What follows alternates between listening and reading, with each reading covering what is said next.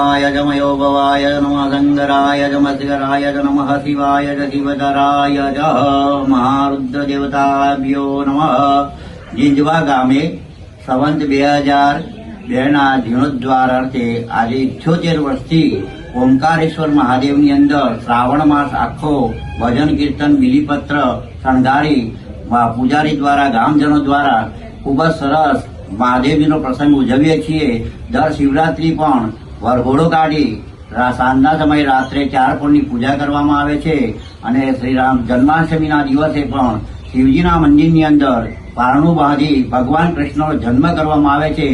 સર્વ ગ્રામજનો સાથ અને સહકારથી મહાદેવજીની ભક્તિ અને શ્રદ્ધાથી આખા શ્રાવણ માસ દરમિયાન રાત્રે ભજન કીર્તન થાય છે.